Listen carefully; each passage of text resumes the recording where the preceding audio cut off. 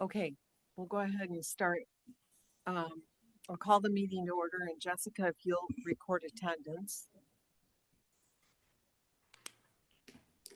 Before we go through the approval of the agenda, we're going to make a slight change for tonight. From this one, we're just going to move staff updates into position 4, and then have Mike and Wes give us an update on the Tassel Park project. So with that change, if you'd like to make a motion to approve the adjusted agenda. I will. I second. All in favor? Aye. Any opposed? Okay, agenda is approved. Moving to Article 3, approval of the February 17th meeting minutes. I'll take a motion to approve those. So moved. I'll second. All in favor? Aye. Any opposed? Article 4 passed. Article 3. So Article 4, we're going to do staff updates. Yeah, so just a few staff updates for you guys. Since first being flower pots in the village area, staff's beginning to work with Harder and Warner on that one. Harder and Warner did them last year. It would be the same rotation as last year by season. So annual pots in the winter and fall and in the summer, with a similar cost estimate as last year. This year we're exploring options to kind of expand that into the pedestrian bridge area. So we're working with them as well on getting flower pots on both the streetlights and then looking at doing some planters along the railings as well.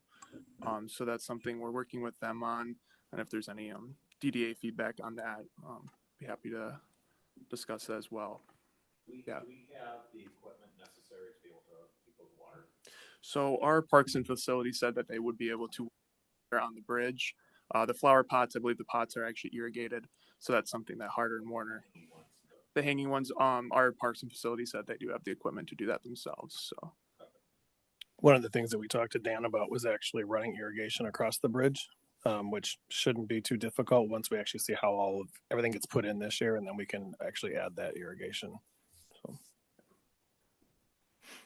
So this year we'd focus on kind of expanding into the pedestrian bridge area, and then in future years we could kind of look more Cascade Road and see where that might be appropriate as well.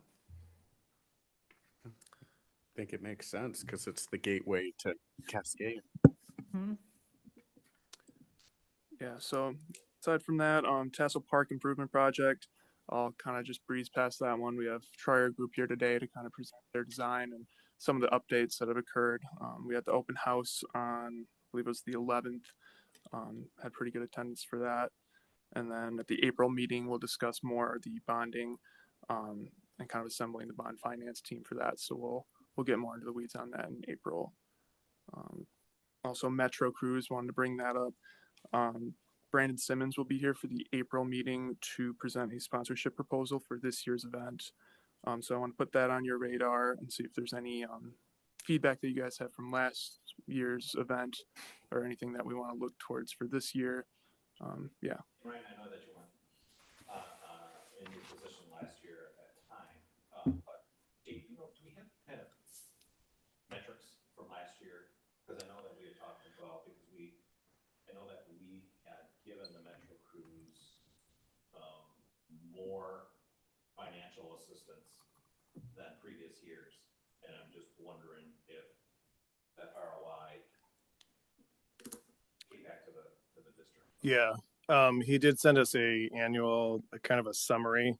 I can forward it on to you guys. It really talks about where we were highlighted as a DDA, but as far as metrics from businesses and how it actually affected foot traffic in businesses, it's really hard to quantify that. So there wasn't a lot of those metrics in there. But as far as how the DDA was publicized and the PR efforts that went into it, I can absolutely forward that on to you. That was something that I had not done. Cover it when Mm-hmm. next month. Yep. If we had any information. And I think the additional event that we covered, it was the question was, did anyone show up? Are you talking about The one at Friendship Park? I think. Yes. That was the additional one we. Yep. And I think increased he the can budget. speak more to that in regards to the attendance there, and then what kind of feedback they got from that particular event.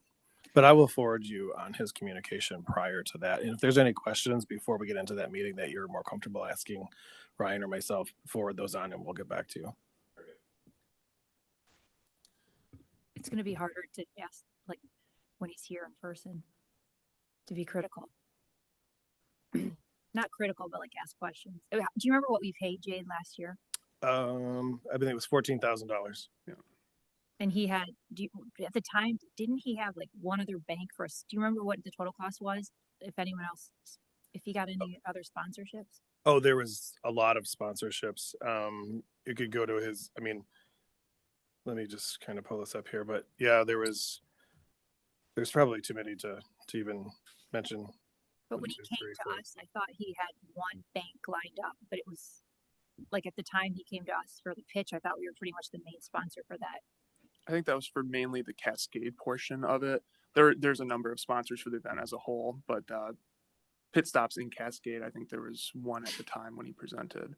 And that's something we'll be meeting with him before the meeting too, so we'll get some more information on what sponsors they had, what they have lined up so far for this year, and see if we can get any more metrics too. It's changed, right? Like it used to be kind of a non-profit or a bunch of volunteers in Cascade, and then it was trademarked and became more privatized. And then I'm all for helping like local businesses and stuff, but it's this one, I don't know. I'm not as comfortable giving such a large amount to. Yeah, and I think it also goes back to the DDA captivating on the traffic that's here and what we can do to get the businesses involved. And I'm not sure the Metro Cruise brings people to the district, but what are the businesses doing to get those people in their doors? And that's really what the efforts of the DDA should be. And I, this has only been a couple of years in, and especially since they've kind of rebranded themselves and gotten bigger, but that's something that we could discuss as a board and figure out how do we, now that Ryan's in the position as the manager too, we can have some dedicated efforts to get to the businesses to say, what can you do that weekend and how can we start to promote those so that people actually stop at the businesses as opposed to just using the road as the cruise.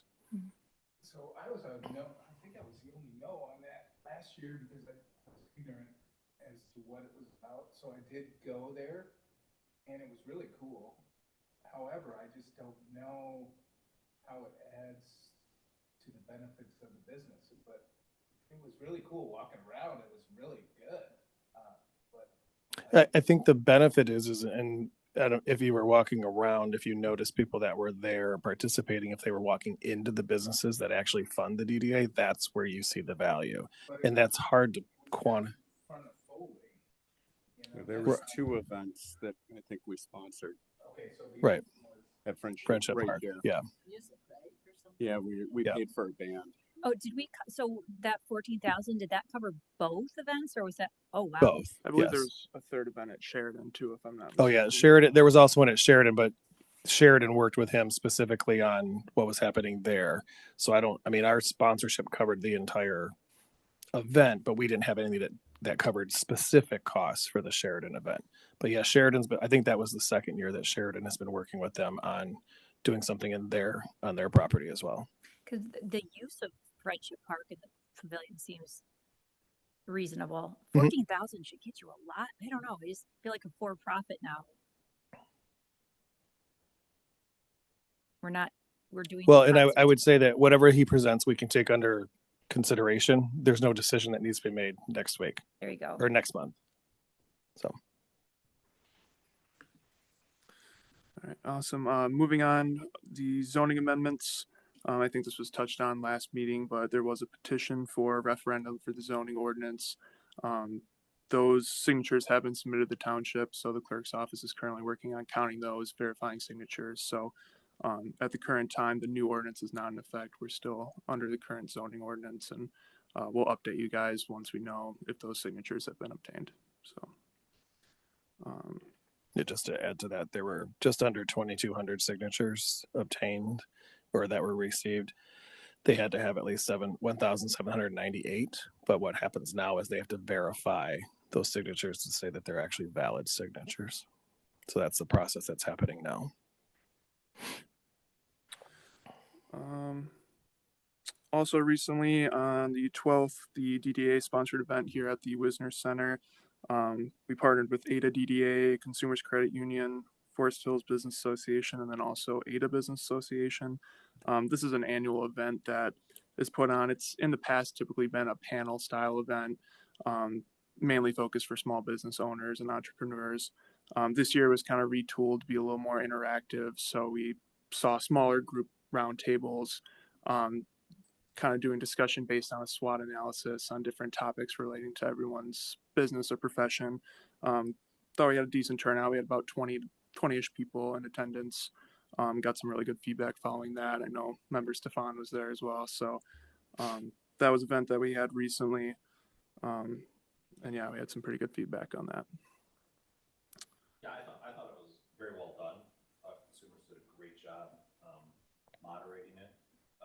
I wish there were more actual business people there. When you cross off the representation from ADA, Cascade, Forest Hills, consumers, there's maybe 10, 12 people from businesses. Yeah, most likely. But I thought the interaction was very good. Yeah, it'd just been nice to. Do you think it was the topic, or do you think it was? I don't know if it was it could have been the time. Okay. It was 4 o'clock in the afternoon. Yeah, I think it was a 4. Because there's been a couple that we've done in the past as well with them. I think Scott, you were at one, if I'm not mistaken. Whether it was AI or something, but it was a packed room, and there was a lot of people from all over. So the reason I ask is just because Ryan's involved with those organizations, and if the timing is wrong, that's feedback we can take back and say 4 o'clock's not a good time to do something like that. I don't know if that was it, or if people, they don't want to do the participation aspect of things. I believe that was kind of spelled out too in the Yeah. advertisement. Because I think some of the previous ones they did, if I'm not mistaken, they did them at like 7 in the morning, 7 or 7:30. And that's why I don't go there. Yeah. It's 7. that was their thought process, was that it's been earlier in the day and they wanted to try to attract people who don't have the flexible schedules. So I think that was the thought process. And I know in the past it's been a little bit earlier in the year, more like February. But I think they were trying to get better weather as hopefully getting more people. So they were kind of tinkering it with it this year. But I think it's just fantastic that the 3 organizations are working together, so that, everybody's going to go stronger if we work together. I think in the past too, the DDA pushed out a lot of advertising for the event, like where it went to the email list and what have you, and there was more traction on some previous ones. yeah, that's something we can definitely try to do a little bit more, catering towards some of the Cascade businesses as we try to advertise these events in the future too. So that's good feedback. Aside from that, just a couple business updates. Jersey Mike's opened this past week over next to Thornapple Brewing. They did their grand opening. We did a quick little ribbon cutting for them. I know one promotion they did throughout the day was if you donated $3 to, I believe it was Pine Ridge Elementary, you got a free sub. So that was a pretty cool promotion that they did. Then the other business update we have, Bowling Warehouse. Fortunately, they announced that they'll be closing their operations here towards the end of the month. So those are the 2 business updates that I have for you. Aside from that, upcoming events, Easter egg hunt, March 28th. So coming up here at Rec Park. Yeah, that's all I have for you. Thanks, Ryan. I think one comment though about the Bowling Warehouse, that's a pretty big piece of real estate. And I don't know if there's things that we can do to, I don't know, either entice someone to come in and make the investment, or this opens the opportunity for us to realize some visions too. Yeah, so I talked with a couple of directors yesterday when I got back from vacation, and I found out that they were closing. So we have a relationship with the owners of the strip. So one of the things we'll be doing is meeting with them and trying to figure out what type of business they're actually out recruiting, give them our feedback, and then see how we can work together on those recruitment efforts. That's really the most effective way to do it, because they have a team that's out there looking to fill a vacancy, but we'd like to get the right fit for the community as well. So we can see how we can partner that together. Can you keep us informed on what you guys want? What do you want? I don't know. No, no. It's not some of the stuff by AutoZone, but I guess I just like to know what the community's thinking, you know? I know I mean, since I've been here, there's a demand for restaurants. There's a demand that's a lot of square footage though in that particular building. So it's going to take some creativity, but maybe there's an opportunity to talk about redevelopment, and maybe it doesn't exist the way that it exists today. It transformed into something else. So those are the kinds of conversations that we need to have. I've seen a bunch of communities where they have like a large space like that, and they don't rent it to just one, but it's like different food places within it. Well, Like a food court. Yeah. Really cool place in Denver that does that. Yep. It'd be awesome. Yeah, there's a lot Like of downtown market here in Grand Rapids. There's Downtown, something like that would be really great. That'd be perfect space, maybe. that's what I was thinking. I think the space is great, but the exposure from the road is zero. right. You get no idea it's there. Yeah. And again, we've talked to them too about doing some public-private partnership stuff in that plaza because it's overparked. There's too much parking. There's not anything to attract you into that site. So we'll see where we can. Like if we've talked about doing food trucks in the center. Yeah. One of the biggest opponents, the most vocal opponents of the zoning is one of the investors in there. There's a group of investors, and he and a couple others. And from talking to him at length at one of the open houses, so he's an investor, and he stresses he's not a developer. But ultimately, what he was frustrated about the zoning ordinance is that he mentioned he couldn't believe or was disappointed that we wouldn't allow a Chick-fil-A or Raising Cane's, like a drive-through. And I said, well, you could do that all up and down 28th Street, just not in that little tiny, village area. The goal is to be more walkable in the point. And then also the large apartment complexes. And the example he gave was the Knoll right on Spalding off of Cascade. And I said, yeah, those are the two that we're not looking for at all as far as long-term small village. Those are, plenty of other areas in the township, but not in that old 28th Street little triangle of like the village, because we want more 35-foot max mixed use, retain local businesses by requiring first floor commercial and parking in the back. Just it's in the zoning, but it was frustrating because his he was very active with local businesses, and the reasons that he was against it, he didn't say why, but he didn't say that the goals that he had of getting, to be able to resell that property for those types of businesses. It was other stuff against the zoning, but that's kind of disappointing because that redevelopment will take the right owner, the right buyer. But I still think it's worth holding out because that you can't, once it's there, it's hard to get rid of. And that would be a death sentence to any village area to have a drive-through or large scale apartment complex. Yeah. It's all kind of connected with the zoning and everything. We'll get there. So what influence do we have on what goes there? I guess my question. We don't really, other than we have the Village Design Review Committee, which will look at anything that is going to be from a redevelopment perspective, if they were going to redo facades or redo the building. But as far as a tenant goes there, if it's allowed in the zoning, there's nothing we can do about it.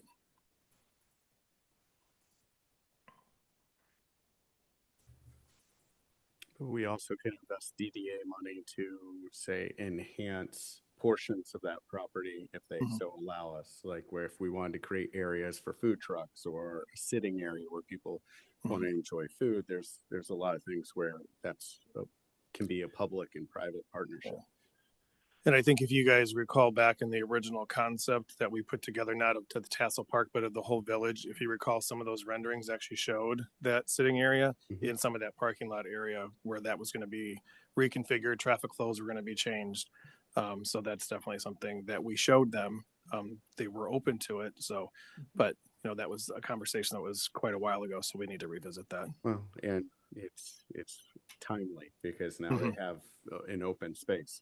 Yes. And it gives so much more visibility in there then, so there could be something fun for them. Something Right. that comes to my mind is just a farmer's market, very upscale farmer's market. From products from Lowell and Cascade. Like an indoor.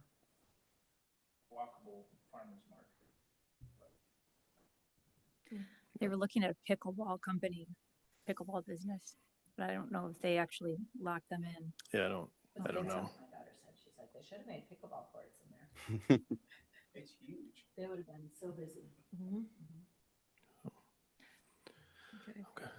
Well, thank you guys I thank you for changing the agenda around. I have to go. You guys have any more questions for me? Okay. If there's anything specific on the presentation or the bonding process, we'll go through the bonding process at the April meeting. I'll probably have Lorna here as well, but we'll have more hard numbers hopefully by April, some more tentative numbers, and then can walk through a timeline to get us across the finish line for this awesome project. So thank you. That's good.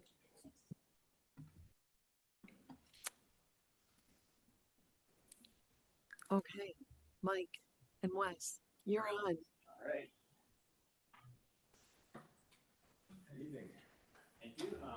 Very good to be back presenting an update to this project. A few months since we last presented. We've been working through kind of just progressing the design and then also putting some more costs to the design.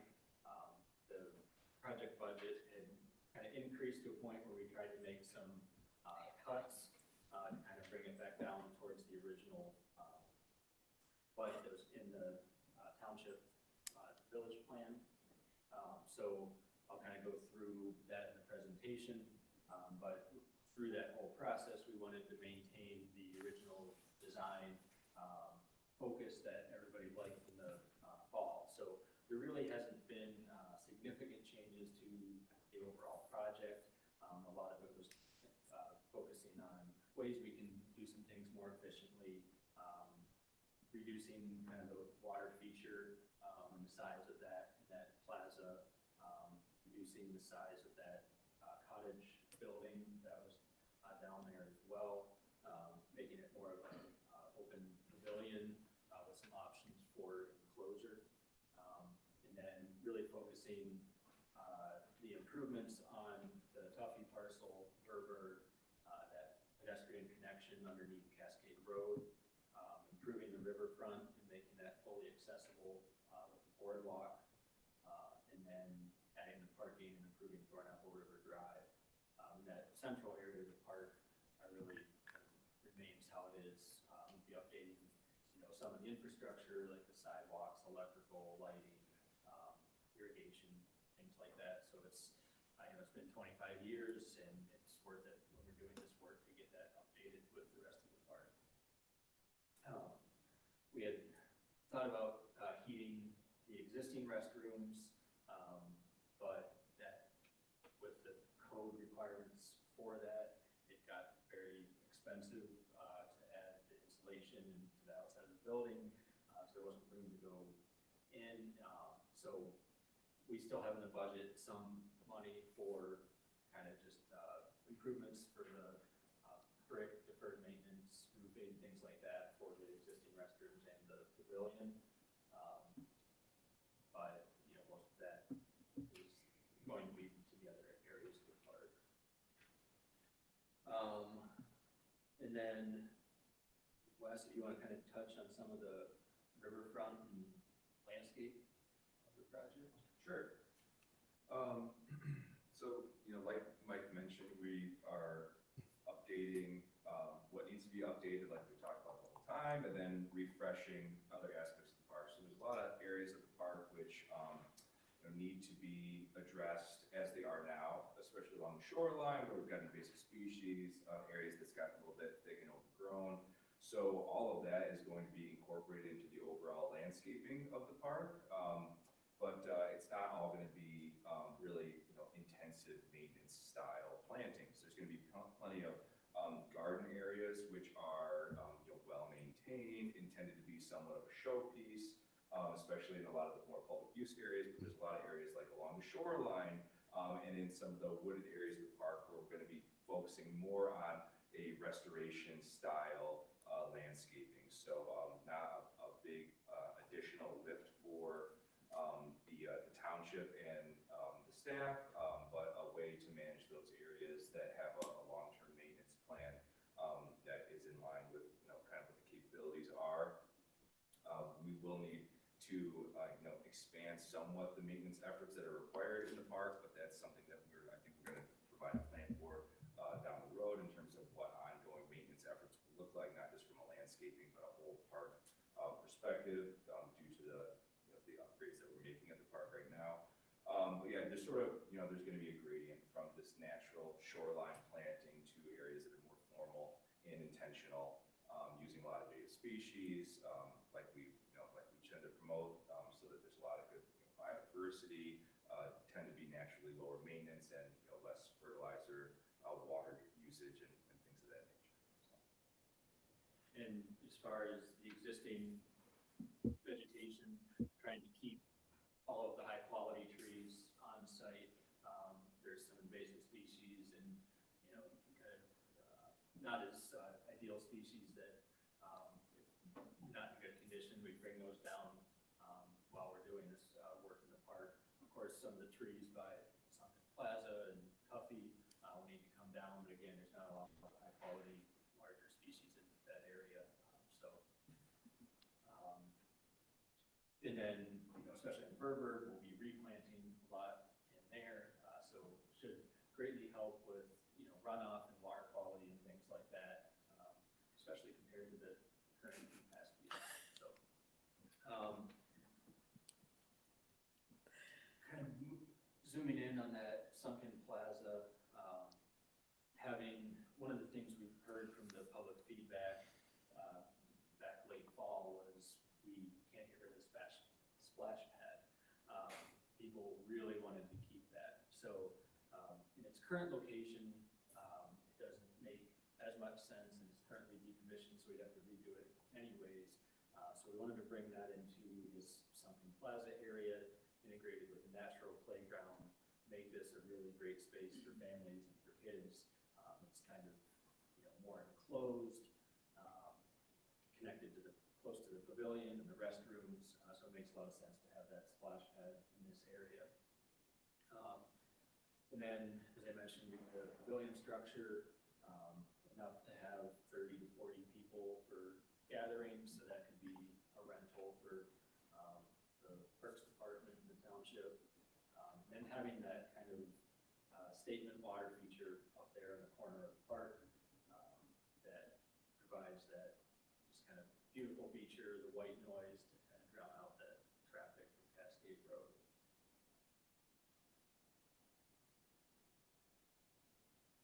Here's just kind of a look at what the pavilion is looking like. So there's a couple restrooms in there, a storage room with mechanical for the building and also the water feature. And then, as I mentioned, enough seating for 30 to 40 people, kind of around the central fireplace feature. On this drawing, what are the three gray pieces right in the middle? So you got the 6 tables. Oh, and the floor plan? Yeah. Those are benches that would be kind of around the fireplace. Okay. So, it could just be another table there, but we actually secured some benches on that pad, and there's a seating option around that stone fireplace. And that's a gas fireplace? Yeah. And then you can kind of see some of the rectangles on either side of that fireplace would just be kind of like a buffet table. People rented this, they could plug in crock pots and things like that. So a lot of the function that we had in that cottage building where it was all enclosed, we still have that, just with a more cost-effective approach. And we're looking at ways and options for being able to enclose that area for 3 or 4 season use. So that's still a possibility. But it also just reduced the footprint of the building, but we were able to keep a lot of the functionality before.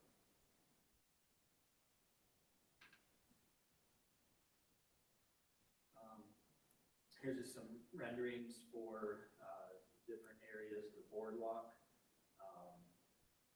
Upper left and the whole upper side, kind of the boardwalk along that riverfront, nice views to the dam, makes maintenance easier, where you have this elevated boardwalk and the plantings to the side of it, not having to worry about different pathway materials with changing water elevations and people getting down there. So kind of a nice clean look that provides accessibility to the entire riverfront of the park, which will be a great improvement because right now a lot of that is difficult to get down to for a lot of people.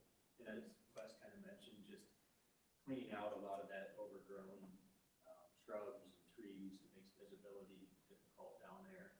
So this will be, combined with the cleaning out of that vegetation along with new strategic native vegetation with lower plantings and some trees that still makes it, very pretty and ecologically beneficial, but a lot better views, both for the user looking out to the river, but also from a safety standpoint. And is the boardwalk wood or is it the Trex? So that's something we talked about, talking with facilities director Zwick.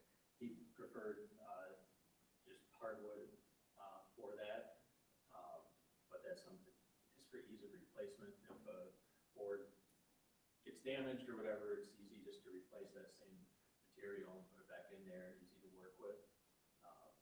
But that's something that, we'll make sure we look at all the options. Did we get any feedback about like flooding, or I thought I saw a resident talking about he had concerns or with the level of water changing. Just wondered if you heard anything from Eagle or anything on that. We have had some coordination with Eagle. So we submitted the initial floodway permit application about a month ago and heard some initial feedback. The boardwalk does not count as fill in the floodway, which is good. So, and that will be on piers. So it'll be elevated anywhere from like 12 to 24 inches off the ground in that area. We want to keep it below 30 inches so we don't need railing along there just to kind of keep it nice and open. Under the bridge, and there's some areas we may have a railing where it's needed, and we have up by the gazebo and that where there's a larger drop off to the river. But down by the riverfront, keeping it low. It will be up a little bit, so a lot of the heavy rains, water raises up a foot. It still won't be getting to that boardwalk surface, which will be nice. But it certainly will happen occasionally.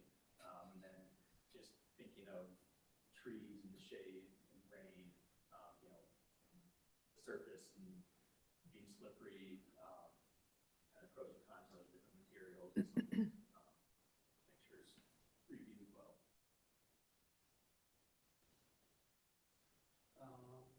And then there's kind of an image there on the bottom of the boardwalk underpass. And then, one thing I know from the last time we presented, the lighting and opportunities for lighting was important to you and something we want to look at. So just ways to have lighting down along that entire boardwalk.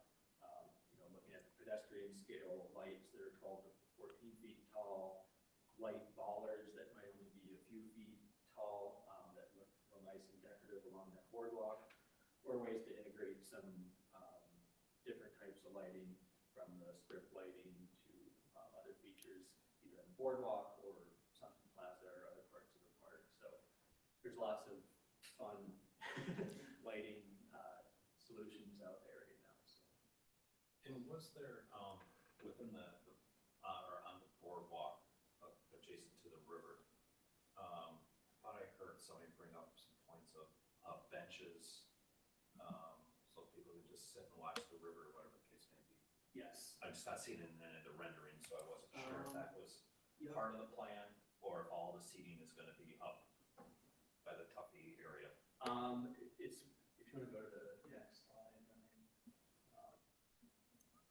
seating was definitely a big thing for the park, and just different types, and different locations.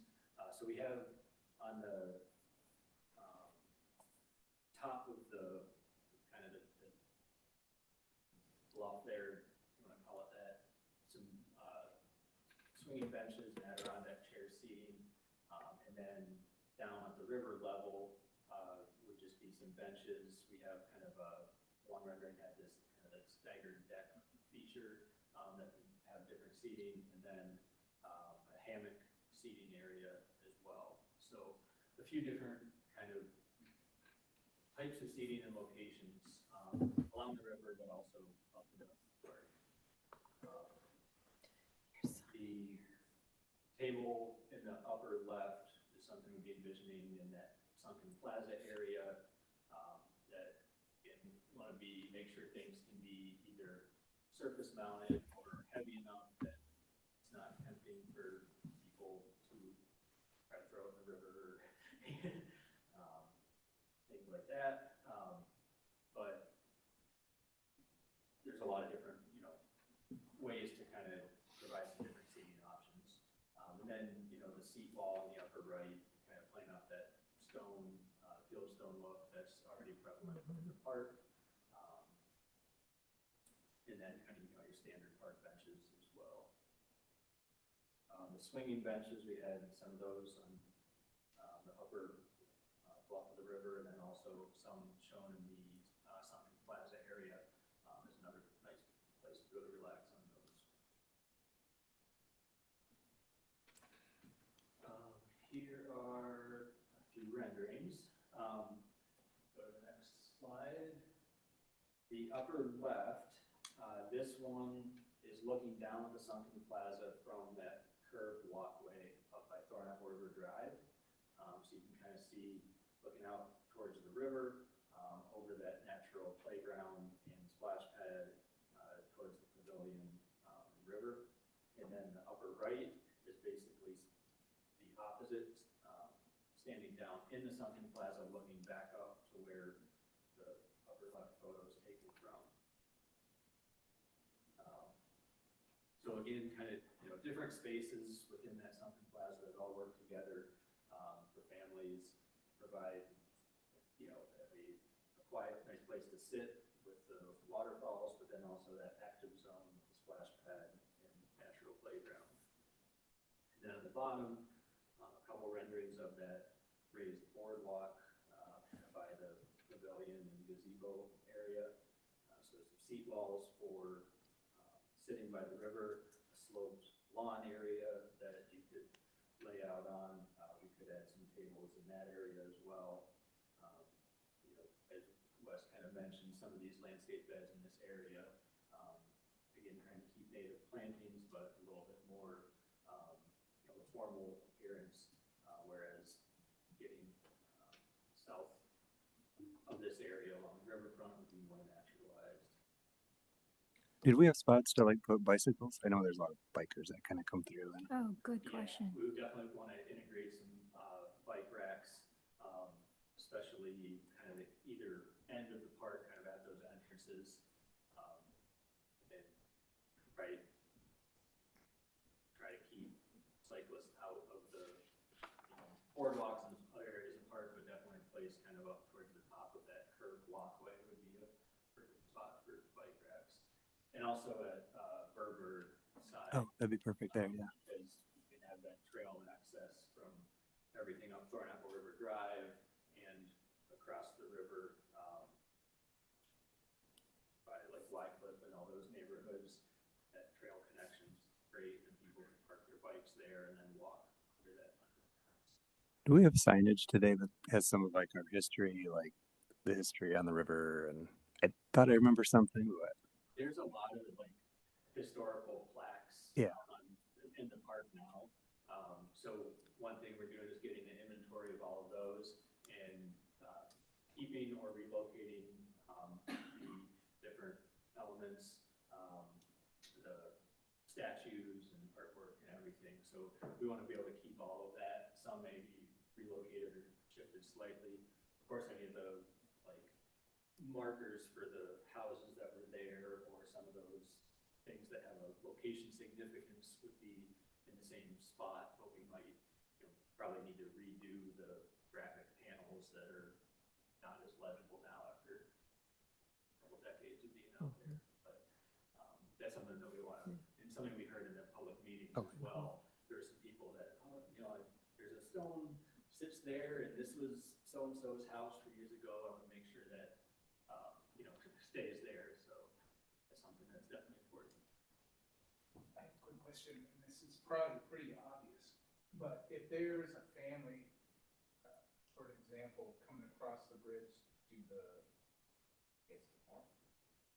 there's an easy transition to get to the underpass to go to the other side. Yes, if you're coming across the bridge on the trail towards the village. Yeah.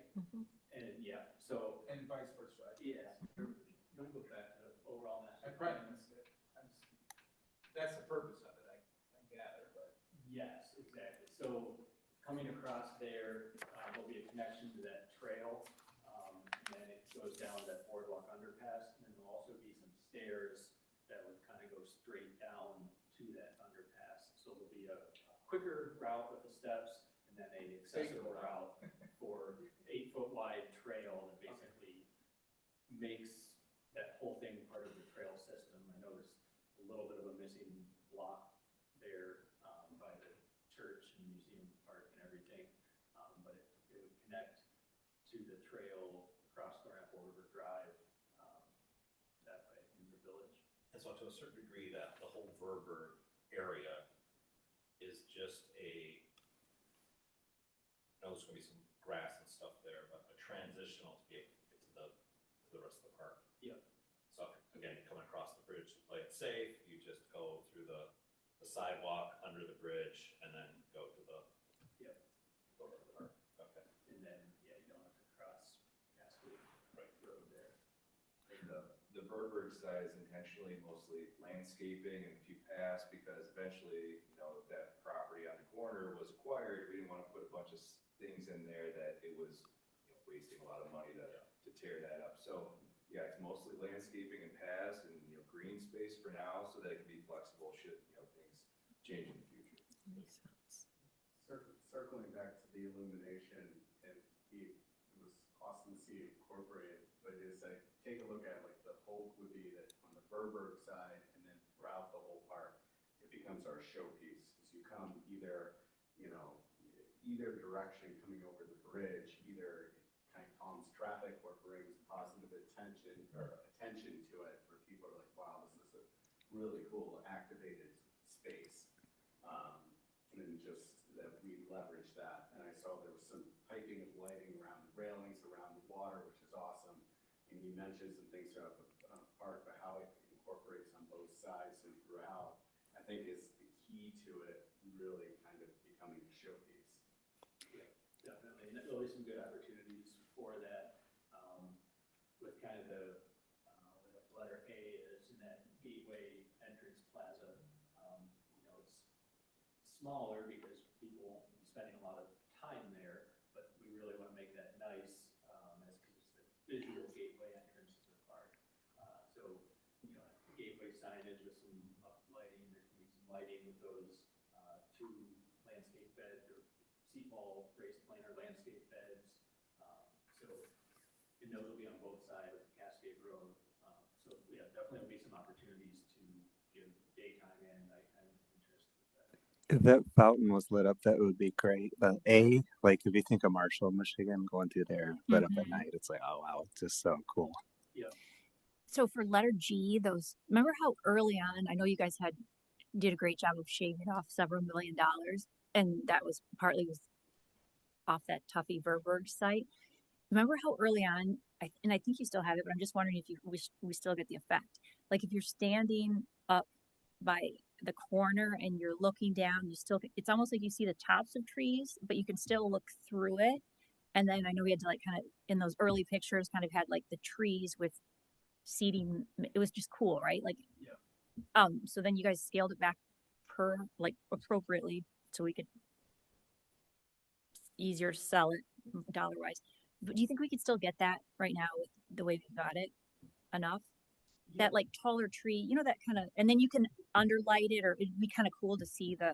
That's a good Yeah, idea. it doesn't really change, like that feeling, this Uh-huh. doesn't change that. I think, before, one of the major changes to the sunken plaza is having a little bit more like lawn space in there, a little bit less hardscaping, but those trees are still gonna have that effect. You can still sit down amongst them, you're still gonna get that feeling on the corner of looking down sort of into the canopy. So structurally, some of the little bit of the details changed, but the feel and the function of the space hasn't really changed from what those renderings were showing. So yeah, the trees will be uplit when they're nice and big. A little bit down the line, you'll be able to wind them with Christmas lights, and additionally help to have that draw from the corner, just like has been kind of the goal from the beginning. So and along with the lighting is the electrical upgrades, and having power in lots of places, because the time will come when I wish we had power from here. So when you're running all the conduit, it's much easier to do it then than adding it later.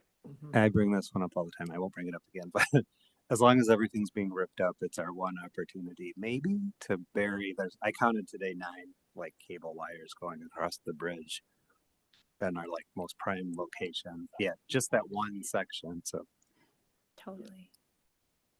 So, and then, we're working with the power lines of the power company, township mayor Thorne is working at the top with them, and remain hopeful that there's an opportunity to bury those, but at minimum, they need to be just relocated to that median area. But hopefully we can get some of those lines buried, at least from the corner to the parking. Yeah.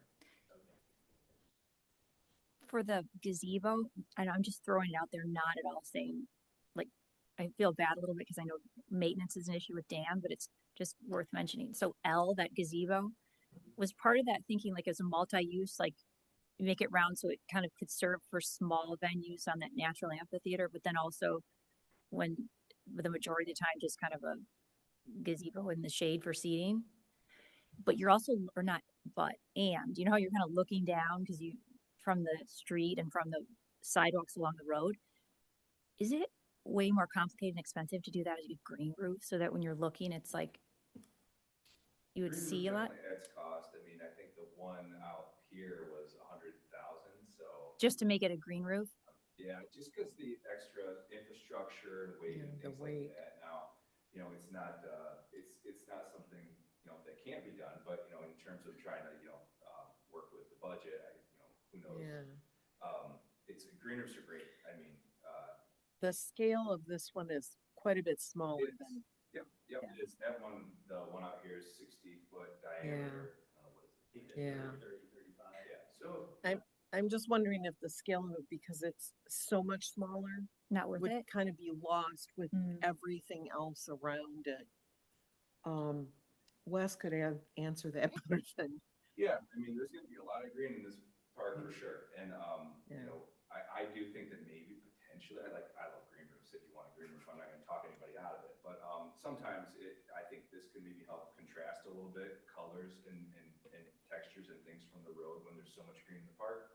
Potentially, but to your first question about making it round versus what it is now, that was the exact thinking, is that you're going to have this 360-degree experience to all the different activities surrounding that area, further up into the amphitheater, turn around and facing the river. As it is a square now, it was a difficult design thing. Okay, do we angle this right towards the river or back towards the dam? Because if it's right towards the river, it sort of feels like you're looking at the bridge. So, and it's called Ruby's Gazebo, so we thought, why not just turn it into a proper gazebo and make it circular? So, what was your key feedback that you got from the community, or any highlights or pushbacks, or just something as we're kind of marching down this road? So we had the public meetings last fall, and then we had one a few weeks ago. I think by and large, the people that were there and that came to vote were very happy with how it progressed. Some of the other things that came up last fall, such as like the parking and could we reverse the angle so the exit's at a different side. We talked to the road commission about that. They wouldn't allow that because of people turning in left to the park where we have the exit. If that was the entrance, the queuing could get back too far towards the intersection. So, we explored those. We were able to give those reasons why, and that makes sense. People were concerned about the number of spaces, but again, talking about just getting the parking out of the park, other connectivity with the trails. And there are more spaces. And there's still 50% or more spaces than what's there existing. So we still are adding quite a bit, but parking is always a concern. But if your parking lot's full, it's a good thing. People are using the park, and there, if you have rentals for the pavilion, maybe that lot gets filled up on a basis. Plenty of parking, what we have, and then the splash pad was a big one, so people were really happy to see that get integrated into the Sunken Plaza, like its location there, and that we're still kind of having that feel of what it is now. And then I think just people were excited about the accessibility of the riverfront and everybody being able to get down close to the water. One of the things that we need to do that was brought up at this last one is just making sure for like safety and emergency services, talking with the fire chief, things like that, that these areas are secure and they're able to get the equipment they need down there. And this design as is should improve accessibility from what it is now, but if there's ways to make that work better, that's something that we will integrate into the design. And the feedback has been exceedingly positive. I mean, the public meetings so far have been pretty easy because people just tell us how much they love it. Outside a couple things like Mike mentioned, the splash pad, just parking, but people have been very happy. And I think the conversations from the first one to the second one was definitely more positive. And some of that was just a few items that people were very outspoken about, such as the splash pad. But I think with the evolution of the design, there are a lot of good things, even from the neighbors. So that's sometimes rare. Nice bunch of minutia questions. This is how my brain works sometimes. So all this little stuff that I think about. So early on, Mike, you had mentioned about the amount of maintenance that may have to take place in the park. Does the existing garage in the upper left there, is that where most of that equipment is now, or where would all this equipment that Parks needs to maintain the park be able to be stored without them having to haul it in every day? Yeah, and that's something we need to make sure we have space for all that stuff, talking with Dan Zwick. But some of the currently, correct me if I'm wrong, there's some park-specific maintenance equipment in that garage, but they have other stuff at the main garage at Burton Park, which isn't too far away down the road. So we'll have some additional storage in that new pavilion area, but we don't want to make it bigger than it needs to be. But again, making sure we have the equipment that is especially going to be used on a daily basis or close to daily basis there at the park to make it easier for them. So very good point. Signage. So I don't know if you had mentioned it at one point in time, entrance A in the upper right hand corner. Is there going to be something there, Wisner Park? How are people going to know that this is the park? There's a gateway sign. We haven't decided on final style. Yep. We're actually just this week have been working on a rendering for that gateway plaza looking from the intersection. So we'd be able to share that soon so you can kind of get a better feel for it. But yeah, there'll be a gateway like, off the Castle Park there, and then there'll be a smaller sign at the southwest entrance, like there kind of is now, but just kind of moved and modified in that area. And as you were talking about the accessibility into it. I'm assuming, again, from a signage standpoint, that there's gonna be some very directive signs right there at that entrance closer to Cascade Road of do not enter, or somehow to get them to go farther down Thornapple, to enter the park from yeah, and that's something that we're having ongoing conversations with the road commission. We just completed a traffic study for the intersection. They wanted to see the queuing lengths at peak times and if this exit will work. There's like I think a 1 minute in the morning and 10 minutes in the afternoon where the queuing length could get back to this park exit. But it's better than it is currently because the exit's actually further away from the intersection than what it is now, that parking lot. But we have not received a response yet from the road commission on that traffic study. So that area may change a little bit, but making sure it works well for an exit. We can get vehicles in there for service to the pavilion, but keeping it clear that that's not a daily pedestrian exit for motorists. And is it foreseen that it's going to be a right turn only, or people would be able to take a left? Ideally a left, just because it's kind of a long way around to be able to go back around. There is a little bit of a concern with visibility. That left turn lane on Thornapple River Drive is backed up too far, that you'd be able to see cars coming across Thornapple River Drive. The good thing is it'll be better than it is currently because we're pulling that, basically where you're sitting, it's going to be out further into the roadway because we're taking out that center turn lane. So again, both of those, it's going to be better than it was, but still not ideal if we had a clean slate. And we love trees, but again, because just look at the rendering, I don't know, if that last tree in the green space there on the curving, just make sure that there's not a tree blocking, as I'm trying to look left and I'm trying to go around a tree. One less tree may make a difference.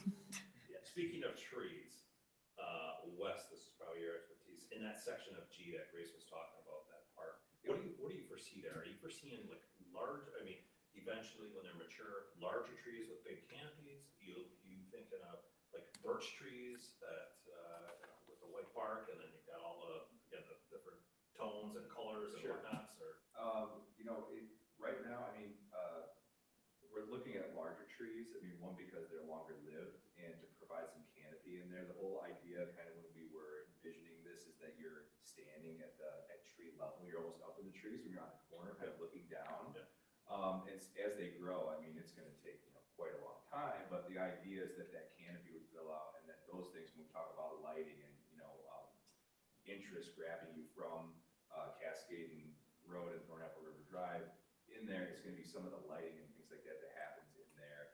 Additionally to the shade and comfort that they're going to add to the plaza below. So the idea is that those would be larger shade trees, so that and especially I love paper birch and things like that, but they're not the most long-lived trees, and so you're going to look at especially in an urban environment, replacement more frequently. We want something that's a lot longer lived in there, and it's going to provide shade, seating, and everything. So. Okay.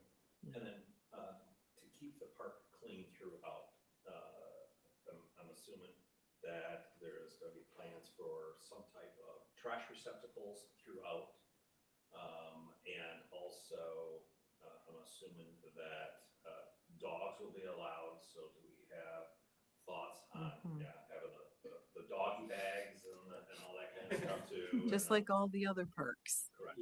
Yeah.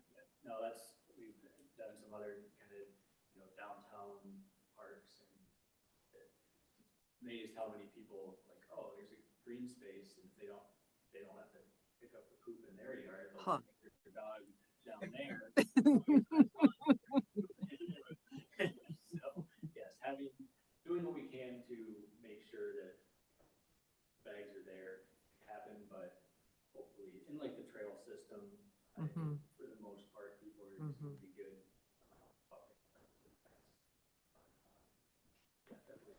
and it'll be like an amenities package. So, you know, the benches, litter receptacles, bollard lighting, bike racks, all that stuff that. Yeah. Okay, yeah, I'm sure that it's all on your list someplace, but I don't speak it out loud. I have a question, that you can't answer probably, but given where the dam is, upriver, and downriver, is there anything on the horizon that would wreck, you know, that we have to foresee that could happen to that front? That, like a dam rebuild, or you know, I don't know. Is there anything that you looked at that could affect, you know, that riverfront area? Because I know downriver, there's been some complaints about, I've heard through the grapevine about certain things going on down there, but upriver where the dam is and so forth. Yeah, towards Ada. Okay. So we met with FERC that, and what was the other agency that kind of controls the dam? The township owns it, but whatever. Eagle Creek Eagle Creek, yep. manages We it. met with representatives from those groups to talk about, you know, we have that one kind of letter D on the far south side. There's that overlook. So anything with the dam, they needed to make sure was, you know, fine with them. So that all works. In that meeting, there was nothing about plans to do anything with the dam, nothing going on in the future. So, you know, they were supportive of, you know, the improvements we're doing, but nothing came up. That would be a very good consideration. Is there anything we have to think about from like drainage? Like we're on a big watershed on both sides of the river, and I'm thinking of flow coming towards that might wipe anything out, or do we need any special drains or anything to flow that water? Yep, yeah, we will be looking at different types of drainage for gathering the sheet flow through different inlets, trench drains, bioswales, things like that, to, you know, try to limit opportunities for erosion in the future, and also just being able to clean the stormwater and be ecologically responsible with being right in along the river.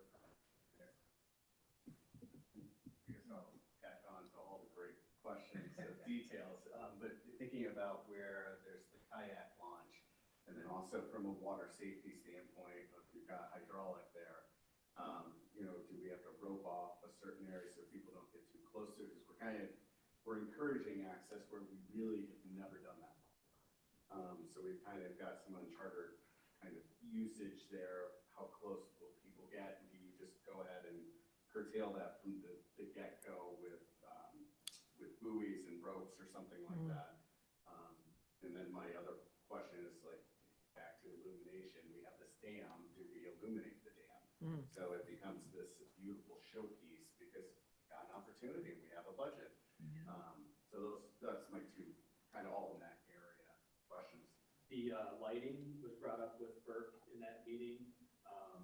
They weren't opposed to it as long as the lighting wasn't mounted on the structure. So if we had lighting, you know, down below it as uplighting, they would have no issue with that, as long as we're mounting it to the structure and making it mainly from a Yeah, that'd be cool. access replacement standpoint, which they're concerned for anything on the structure. So, but yes, we agree that's a great opportunity. You know, people have this beautiful view during the day, but now we're encouraging more, you know, dusk and full-time use of the park with lighting throughout the park. It sure would be nice to have that dam look really nice and as well. I do agree with safety of P, like that water flows fast in the spring. Yeah. And then it depends on what doors they're opening up. You know, again, there is some water safety questions there. So that would be kind of something of how are we going to proactively manage? Yeah. And they did not mention requiring that in the meeting. It's something we can bring up with them again. There is some on the upper side of the dam, but not the lower side. Again, proximity there. There are they're kind of broken down. I think actually have been removed, but at one point, there's wooden steps along that fish ladder, that kind of did promote, or allow people down in that area. But with doing that kayak launch there, sure. I just feel like you almost want to encourage good behavior with design, if that makes sense. And consult maybe on that one because it just seems foreseeable at different times of year that something will go south. I'm a ways down, and I kayaked right down a ways from it. And it's scary. Like it pulls you out. Like you cannot go backwards. So, with that said, are you saying that, so you launch that kayak and then you're going downriver, you're gonna be able to get back? That's where you phone a friend. Maybe not. I mean, someone will pick me up.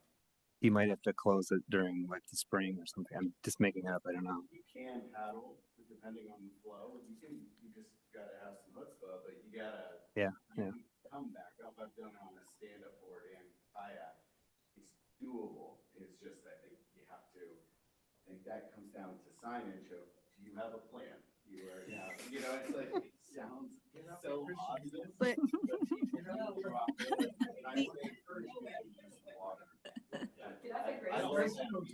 But this is a launch. This is not, we're not renting kayaks out to people. So people are bringing their own kayaks to do this, right? Correct, but I think there's an opportunity to say, you're doing this at your own risk. Agreed. Please note there is a current. Agreed. Agreed. Well, and it may be somebody who's coming here to visit their friends and they say, let's go, they're a kayaker, but they don't know this area. So agreed. I think, a sign down by the launch that states Right. those dangers. There's inherent dangers. Right. Water in general. Please note there's a dam and a current, and please have a plan. If you go downriver, you must come back upriver. Call a friend. The meeting was, that this is a blue trail, so they want that portage from, if you're kayaking down the river, you can take out above the dam and put back in right below the dam.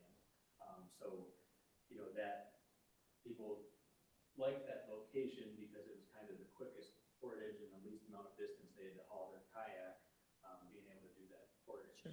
Yeah. So, and helping that access. Because I was gonna say, I mean, they're almost, could be an access there at Verberg at letter E to get your kayak out, but there's no way to, there's no, you gotta carry it all the way back to the vehicle, back in the parking lot or whatever. Yeah, in the future, if that changes and you get parking there or somewhere near there, that could be a possibility. I think the township owns a couple parcels further, just a little bit further down the river. Yeah, what are thoughts on that? Could be a little. Would that be a decent kayak access point? Or it could be like your safety, right? Yeah. Right. Your plan This is B. your last chance. This is your plan B. Your bailout. Your bailout spot. Maybe just advertise that from the river, not from the road. Yeah. Yeah. I've got one more question, and maybe Grace that knows the answer to this. So as we add more lighting, and now we've got a gas fireplace, and we've got the water features and so forth, utilities to run this park, is that paid by the township? Is that going to be paid via the DDA? How is that, those utilities going to be taken care of? That's a great, I'm wondering how I would imagine that the DDA fund reimburses the general fund for a certain amount of the utilities, but I'll have to ask Jade about, do you know, Ryan, of how the billing is done? Yeah, I would say for the utilities, it's something we're still going to have to kind of explore. It's a good question. It's a good question. I would say, like Grace had said, there's possibility where the DDA might reimburse part of that, but I think it would still generally be paid through the general fund. So yeah, we'd have to look into that a little bit more. Yeah. I think along those cost lines, we also need to have a contingency fund of, yes, we are going to service the bond, we're going to take care of, having this financial responsibility if there's ongoing maintenance with this park, and it's foreseeable, like, hey, you may have to replace the concrete after X amount of years. Or you might have to do this, that we always, as we're budgeting, there's a holdback that we accrue money towards, there will be major stuff. And as you are, looking at the waterfall feature in the front of the park, that has inherent maintenance every year and or major down the road. And it's just, I think that's great. So it gets maintained. I've seen so many things get built. And then there's like, holy cow, like the biggest one in the news is Grand Rapids Art Museum, where it was magnificent, and it was a LEED certified building. The problem was with the materials that they selected. It was, that bill came due, how many years later, tens of millions of dollars to keep it open. So those are the questions, so we can just keep this looking amazing. And we had the issue with this very park. And that's, something Wes kind of mentioned earlier with the landscape and the other elements for the maintenance plan. But it can try to assign some costs, annual stuff, 5 years, 10 years, kind of help budget for those costs. Because, like you said, the fountain, the splash pad need to be recirculating, there's pumps, there's UV filtration. I just heard that Ada is doubling their park millage from 0.6 to 1.2, doubling it. So, definitely something that we have to keep in mind. And it's a guess, right? Because you don't know until you really know. But if you're accruing money, it doesn't hurt as bad. Yeah, exactly. So your Christmas All fund. they have. What's that? Your Christmas fund. Yeah. Yes. And we don't have a parks millage, which is kind of unusual. Like Kentwood has one. Ada's, a lot of places have one. Cascade doesn't. But the pathway millage expires, I believe, 2027. Was it the end of 27? It's through 2027, so you'd pass it when before, right?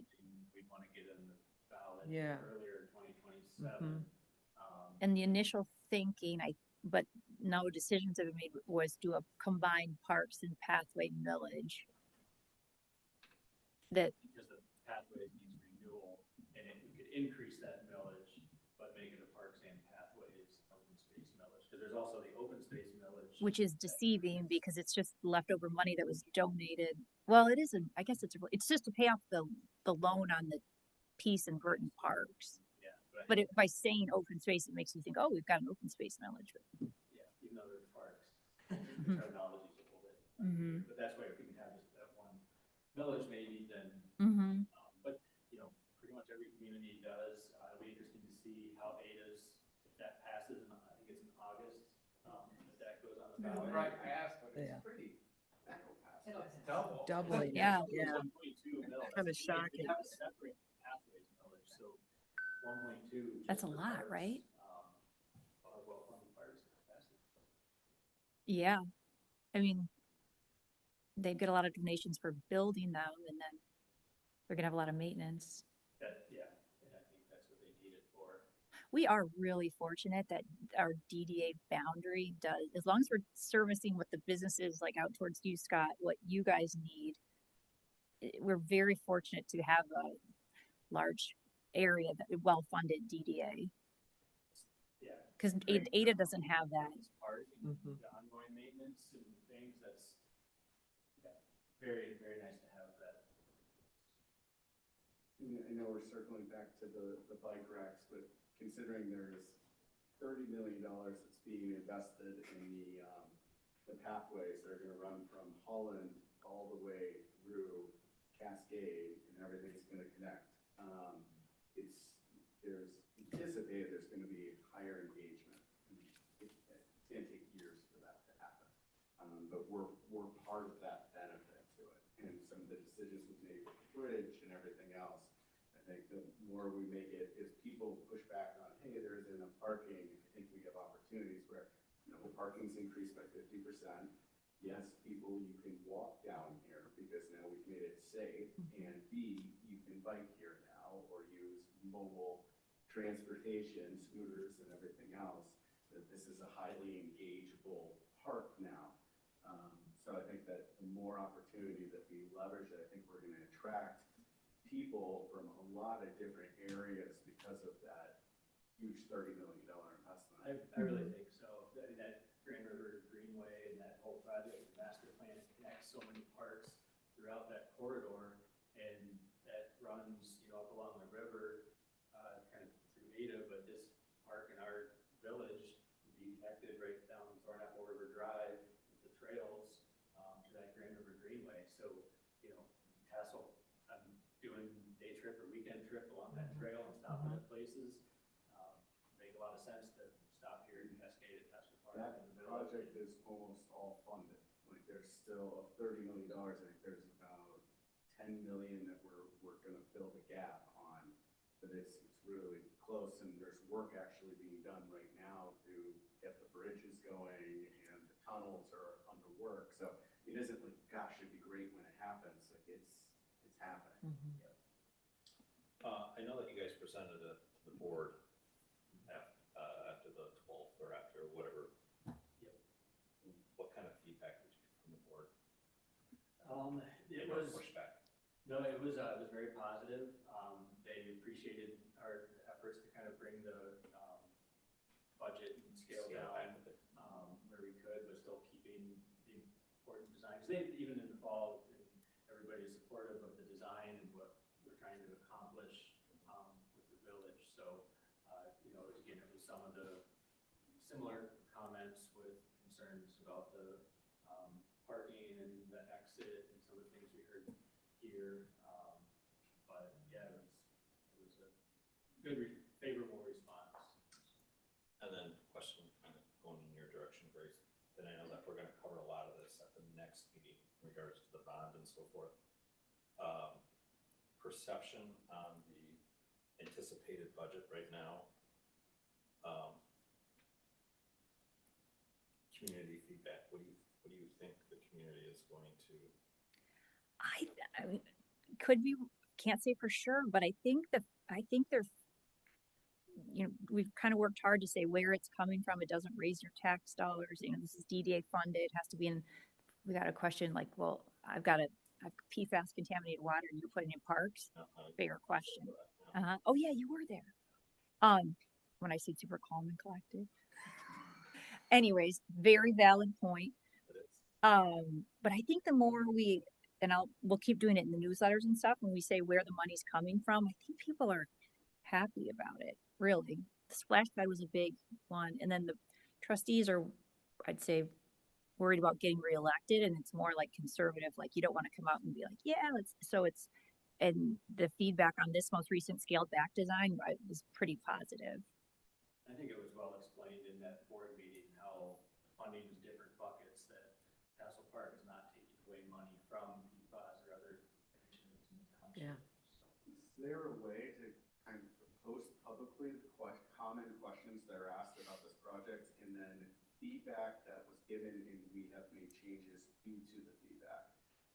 Because I feel like if you transparently share timeline when the project started, meaning how many renderings and where we're at now, show that this didn't happen overnight, and then all capturing those questions, I think then you don't find yourself repeating it over and over again, and you also can point to it.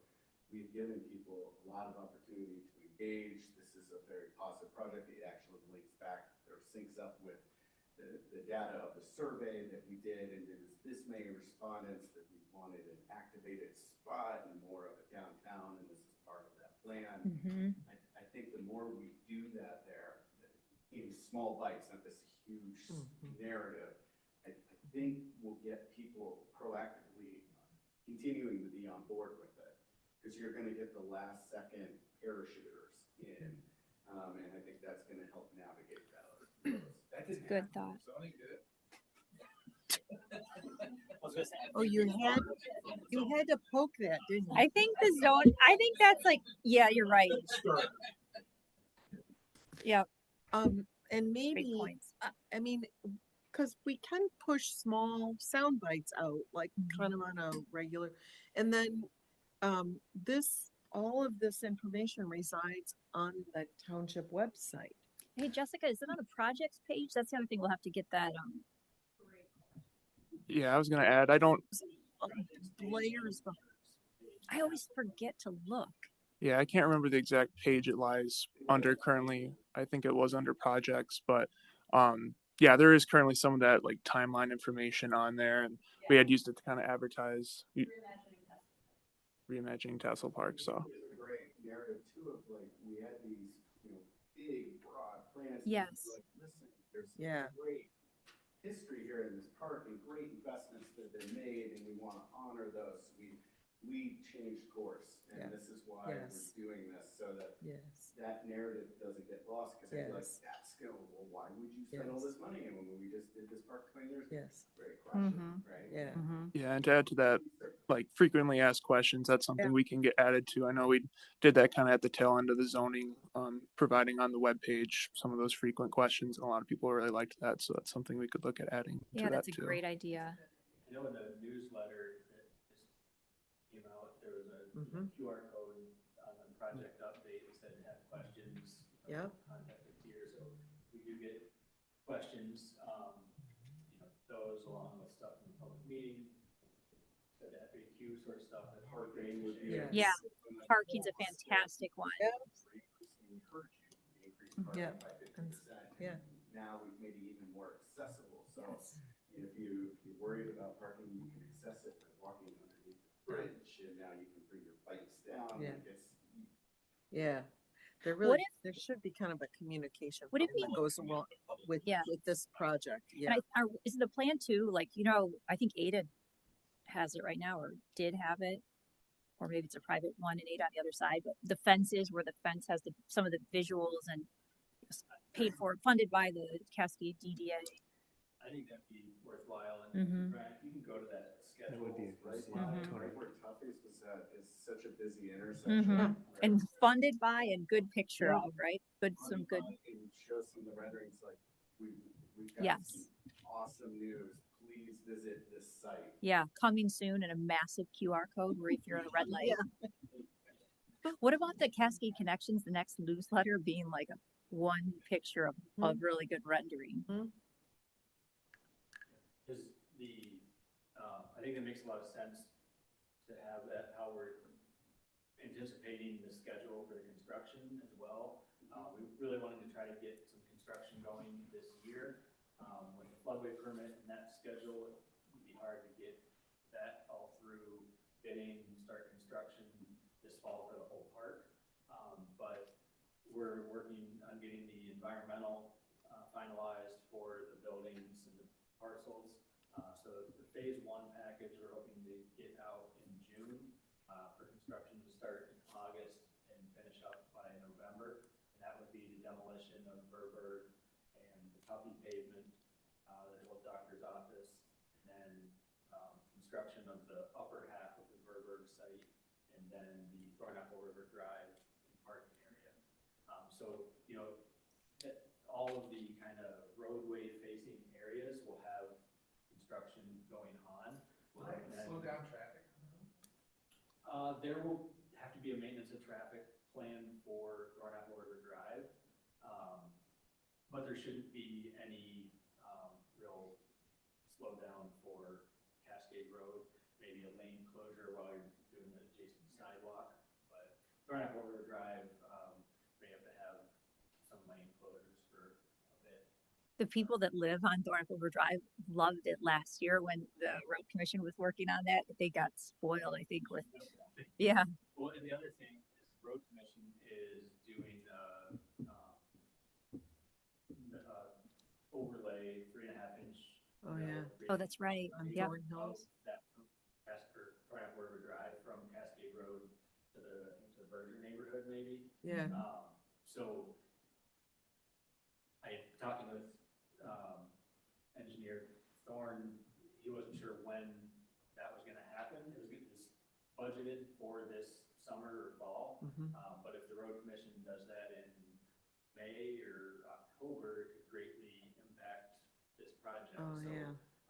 We're trying to get a meeting scheduled with the road commission to talk about that, because if they can do some things in that project that meet our final design intent, that would be very helpful. Because we certainly don't want to, months later, raid or tear up. the Yeah. big- Yeah. So. Don't need any more complaints. Different funny you mentioned. To the public. Didn't eye, we that just was do like- that? Very bad. Yeah. At that point, do we just show up for the next meeting or what do we, I don't know. I think I'm done at that point. So that is a schedule impact and also the power lines and getting commitment schedule from power company. So fingers crossed we can do Furnace River Drive later this summer or this fall. But TBD on that schedule and the different elements associated with it. Is there flexibility at all? Remember West with Friendship Park and we just happened to luck out in that way as far as a mild winter, but then this past winter was kind of a whole different thing. In the contractor world, is there flexibility where like say we had a mild winter season that they could get more done? Is that like Well, the kind of good thing, if we can go out to bid on the, we'll call it bid package 2 for the rest of the park, it's all like late, October, November. Even if they're not actually starting on the ground construction in January, they could be, getting submittals to us for approval of all the different materials. Sometimes things have a very long backlog on fabrication and delivery. So if there's a 20-week, thing that we can wait for a certain element, we can get that ordered, so that's not holding up construction later. So even if we're not actively doing work in the winter, there'll still be things going on to help expedite the schedule. A couple things of just that momentum from a PR standpoint, because everything about this is positive. It's one from groundbreaking ceremony of doing it and communicating that. Other opportunities are, we have so many benches. Do we give naming opportunities to benches so people feel a part of the park, because this is supposed to be the community?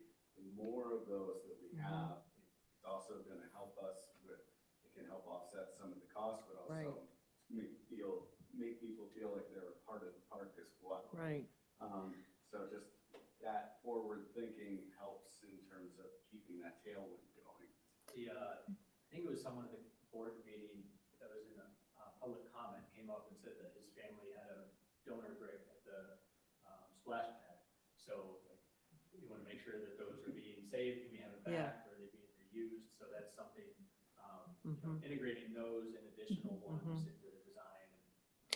Something that we Well, and that was going to be my question. What if there are people who would like to be philanthropic with this park and some of the cost, and how does that work into, because we're basically, going through the bond process to pay for this, but how do we weave that in if there are people who just want to be generous? we met with a couple of the original donors. And then there's always the Cascade Community Foundation, as far as they're already set up to receive the funds and all the kind of, if I was in that position, you feel more comfortable donating it to a nonprofit like that than you would the government. And we've had just kind of initial conversations with Justin over at Cascade Community Foundation. And but then there's also from getting the word out generally to the community, or even for some of the smaller stuff that adds up. I don't know, when do you start doing that? I mean, maybe that's something in one of these upcoming summer newsletters. We could have an image of benches or trees or pavers or things like that. It's like interested in being a part of reimagining Tassel Park. There's different levels that you could, family could buy a brick for pretty low cost, or higher levels of sponsorship where, there would be naming rights for certain elements or amenities within the park. And Grace, you're saying for if somebody wanted to make a large financial donation, that it could be that Cascade Community Foundation is the conduit to do that? Yes, but I don't want to get at, we've had those conversations. It just hasn't happened yet. But all right, but that's, and I know they've got their own, I don't want to speak for them, but I know that they're very open to work, you know, if an opportunity Yeah, arises. right. Partnering with us to do that kind of, Mm-hmm. okay, I all right. think where it's very unique here is that a lot of these projects need 1 to 2 large individuals in the community to lean in on it to make it come to fruition. Yeah. The reality of this one is we're doing this. And now it's rare that you get these smaller opportunities, but the park's still going to happen where you can still feel like you're a part of it, where you're allowing the community in to be welcomed in to be a part of its success. But regardless, we're doing this. So I think it's a different kind of sell in a positive way, and it gets people positively engaged. Do you think it sets the different tone or different trajectory as far as, well, we've got Ryan now, and that spot was vacant for a long time.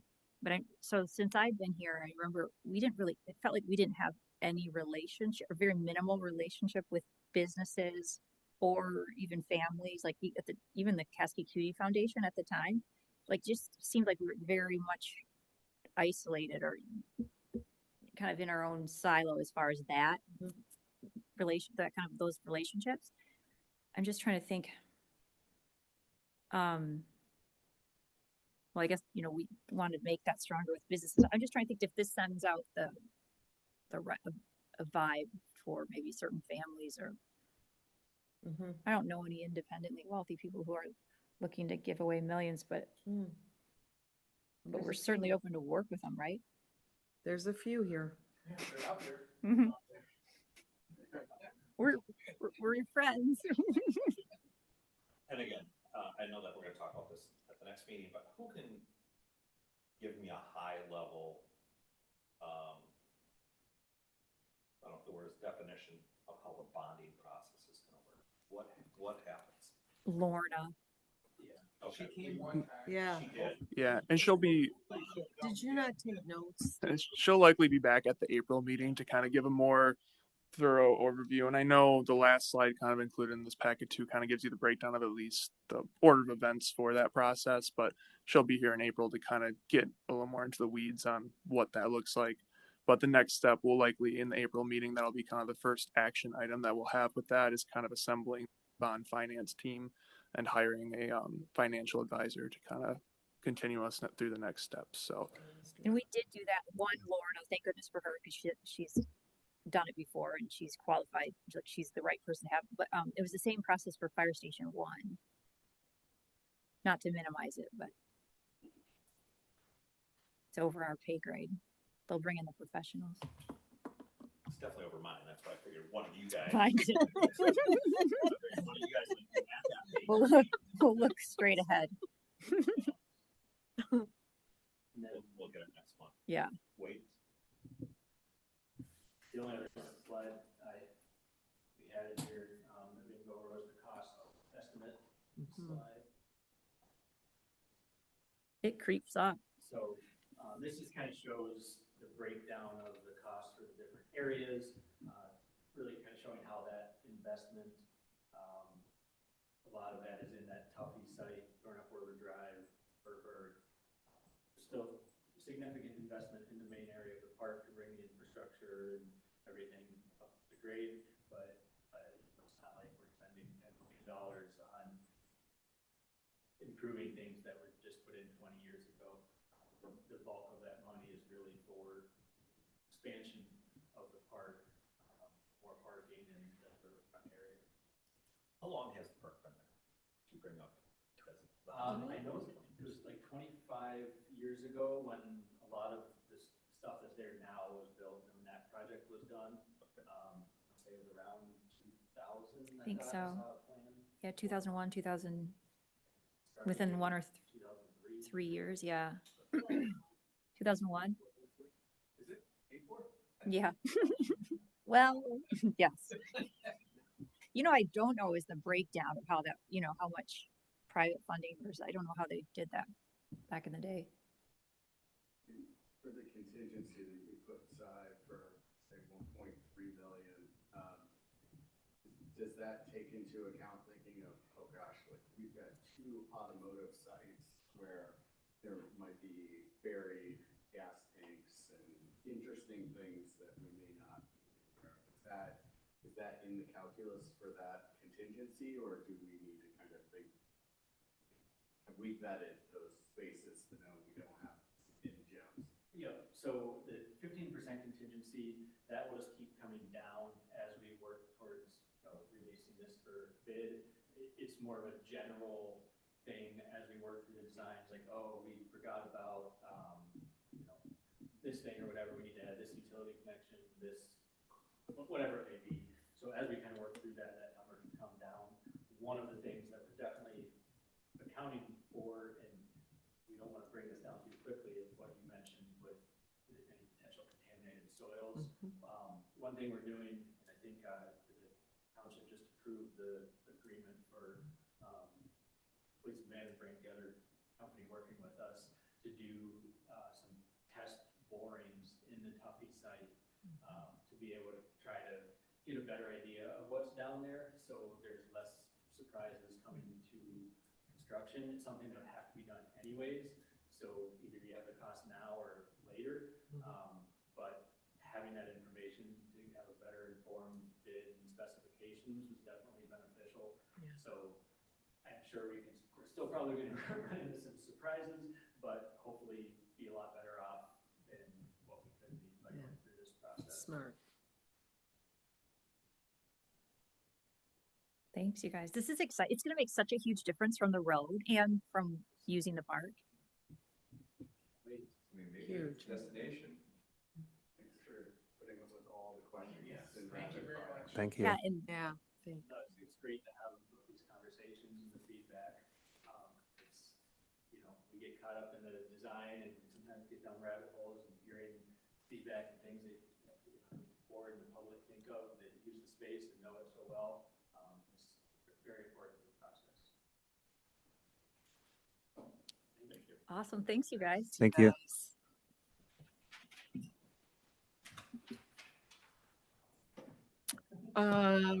We're down to any other business.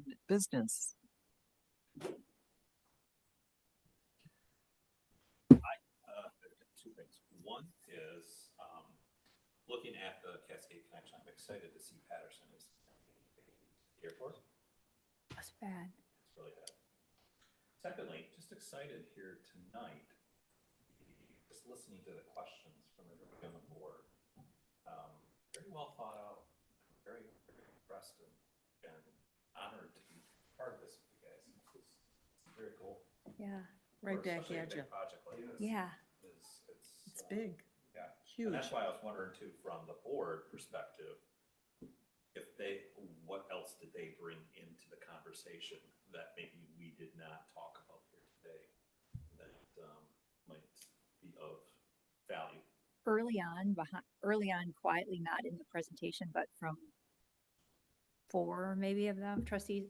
So do we really need to spend $10 million on a perfectly good park? Was basically the quips early on, and then in the design initially.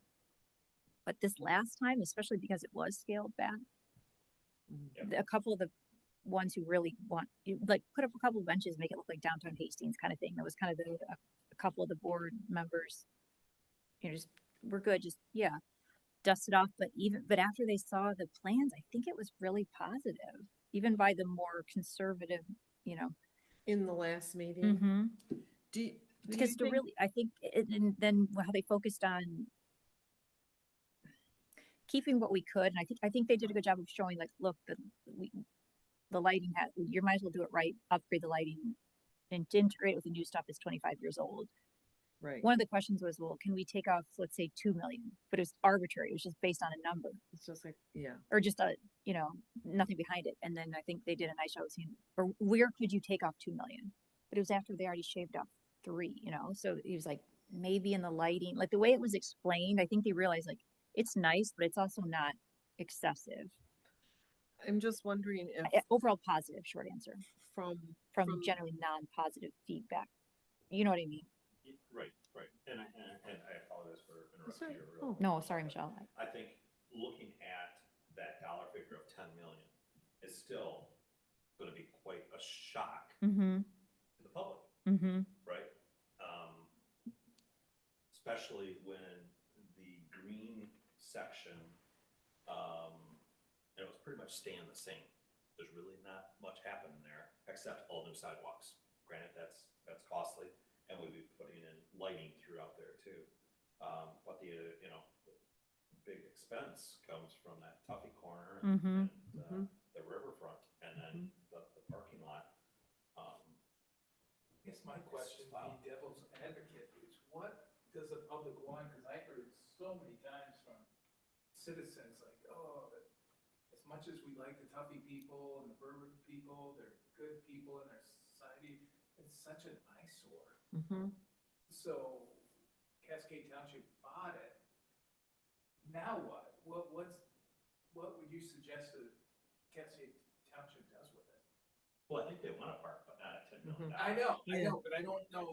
I don't know what they want. Yeah. You want us just to take it down and make it not an eyesore and leave concrete there, or and it is you want to do something with it. It's going to be so much more usable. Like a lot of it stays the same, but at the same time, the riverfront parking being moved. The reality is, stuff is just so expensive.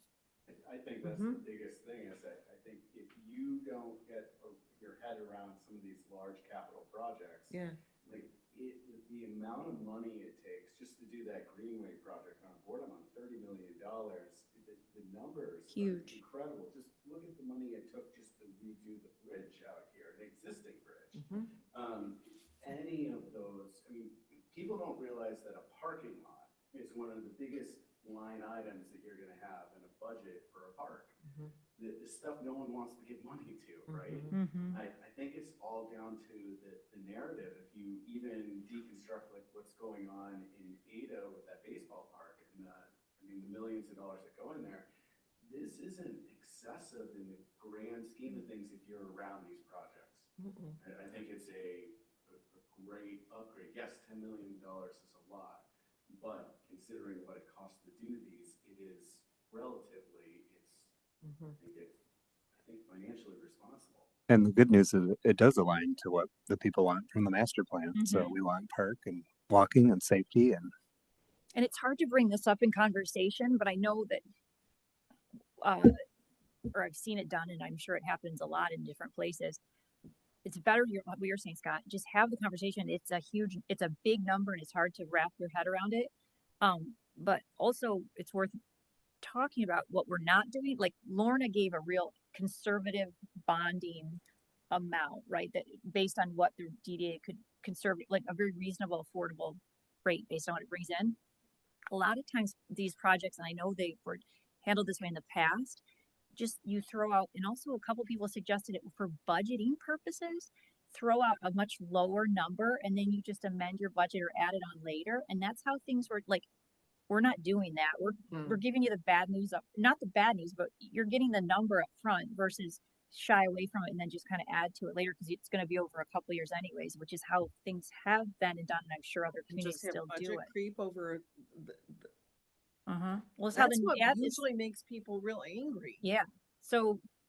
Well, it's going to be that, and again, as we talk about public relations and communicating the fact that where these monies are coming from and how the DDA can spend their money, because again, in the constituents' lives here in Cascade Township, they're dealing with some much bigger issues as you had already mentioned about PFAS. And, it's like, okay, we just want to have clean water. And you guys want to spend $10 million on a park.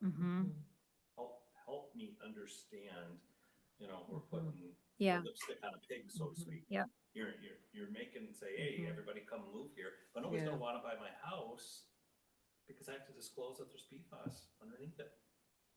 So it's just a tough. Again, it's public relations, but being honest and upfront and transparent, I think is I think the right card stuff. Well, I think it's important. Most of your, since you've come on, most of the budgets you've done have come in at or under budget. Am I right?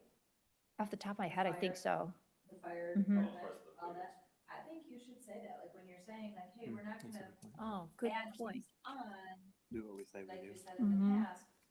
But you've got a history now of your budgets coming in at or under budget, what you told the community. And I think you should show that. I think also this is not taking household tax dollars. It Right. is Mm-mm. also responsibly from a DDA is that the reason why we're bonding is we've actually been saving our money for a very big project to activate an area of the DDA to draw more people in the community that can benefit the whole DDA. And we are bonding, so we still maintain a strong budget to do above and beyond initiatives. So this isn't just the only thing we're doing. This is an important piece that activates the downtown.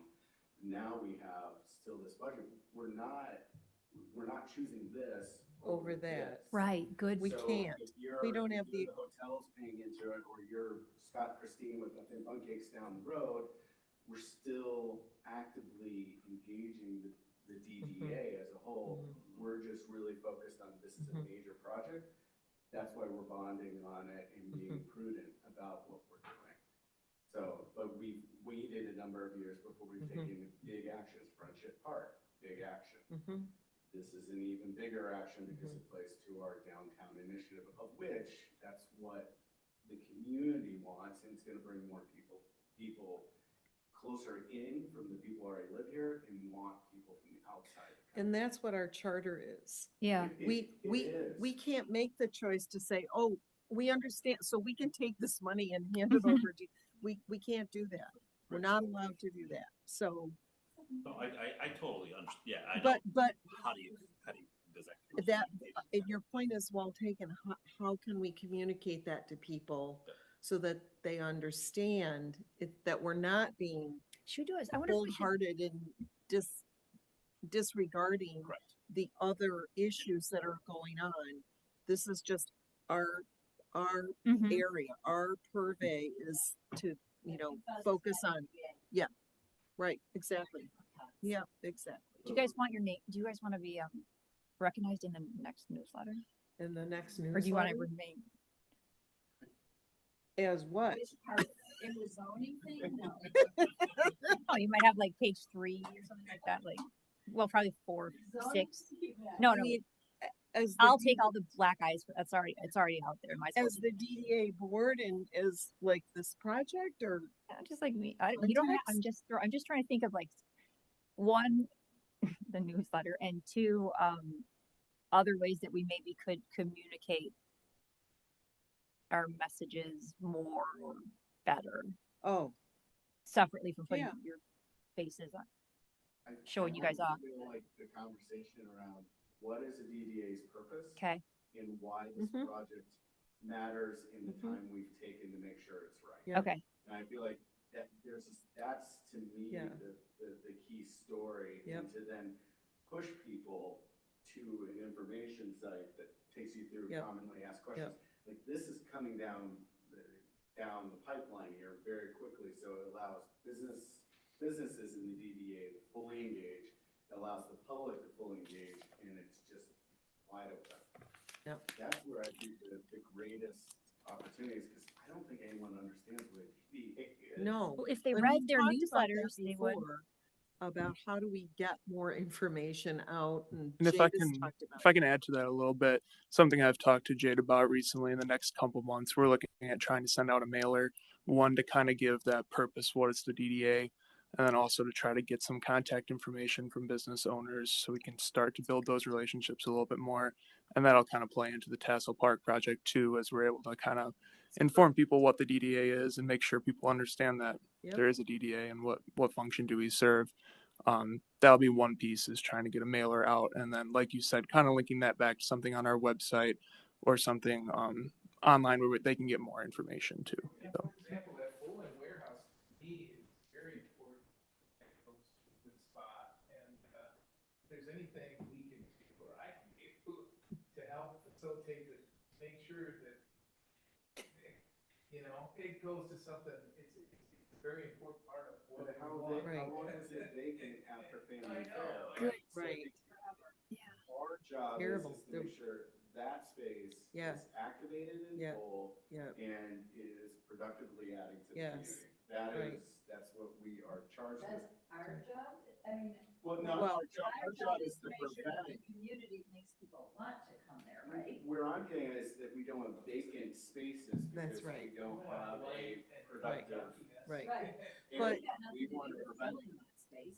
No, but if No, we I'm not can saying that. I'm saying influence that in a way that something comes in there that's productive for the people who live here and maybe also draws enough people for the other businesses that are in the DDA, that all is connected. I mean, it's part of the fabric of what the Well, DDA I'm pushing does. on our thing is our job is to prevent a bunch of vacant spaces. Yes, In the community that are not. which is the degradation of property value. Businesses in helping the community. Well, and that's where the park comes into play. Yep. Where Friendship Park comes into play. That's where the fire station comes into play. Yeah, it's not our job to fill that, but it's to make it attractive. Right. Correct. It's to make Right. the community attractive enough to say, gosh, I wanna open a business and I'm gonna look at Cascade. Yeah. Because they've got some things going on. Yeah.